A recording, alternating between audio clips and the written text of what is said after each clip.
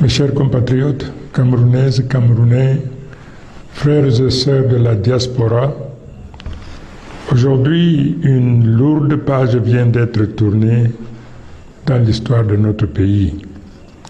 Le Conseil constitutionnel vient de proclamer des résultats tronqués, attribuant une victoire factice au président sortant Paul Biya. En agissant ainsi, cette institution s'est détournée de sa mission de gardienne de la vérité et de la démocratie pour devenir un organe partisan, ennemi de la souveraineté du peuple. Pourtant, la vérité des urnes est claire.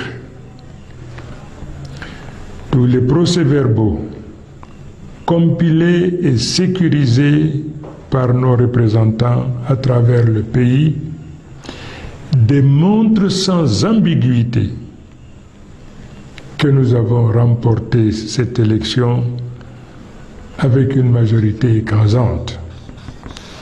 Cette victoire n'est pas mienne, elle est celle du peuple camerounais. Je veux en cet instant rendre un hommage solennel à nos frères et sœurs tombés sous les balles d'un régime devenu criminel alors qu'ils exerçaient pacifiquement un droit universel. Leur sacrifice ne sera jamais vain. Leur sang nous rappelle que la liberté, la justice, la dignité valent plus que la peur et la répression. Peuple camerounais, vous êtes sortis en nombre, malgré les intimidations, malgré les menaces. Je vous en dis merci. Cette fois-ci, ils ne nous arrêteront pas. Nous avons déjà gagné. Et aucune proclamation falsifiée ne pourra effacer la légitimité qui nous a été donnée par les urnes. Nous demandons sans délai l'arrêt des actes de barbarie, les tueries, les arrestations arbitraires, les intimidations.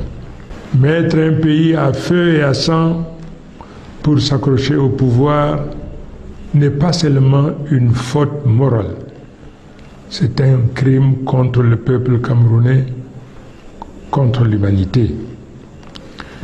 Je le dis solennellement, le peuple ne reculera pas. Nous ne céderons ni à la peur, ni aux manœuvres. Nous restons tous mobilisés et continuerons à résister jusqu'à la victoire. Comme chez nos voisins en 2010, la légitimité triomphera de la légalité instrumentalisée. Les Camerounais doivent rester dans la compréhension et dans la conviction que personne ne viendra construire ce changement à leur place. Car, je le répète, il n'y a point de dignité pour celui qui attend tout des autres. Les pères fondateurs l'ont fait. Montrons-nous dignes de l'héritage qu'ils nous ont légué en relevant ce défi, quelle que soit sa complexité et ses difficultés. La communauté internationale doit désormais prendre ses responsabilités. Chacun devra répondre devant l'histoire et devant les juridictions internationales de la place où il sera tenu, du côté du peuple ou du côté de l'oppression. Mes chers compatriotes, le temps est venu. Restons debout, déterminés, mais pacifiques. car notre force, c'est notre unité. Et notre victoire, personne ne pourra nous la voler. Vive le Cameroun libre, vive le peuple souverain, et que Dieu bénisse notre nation. Je vous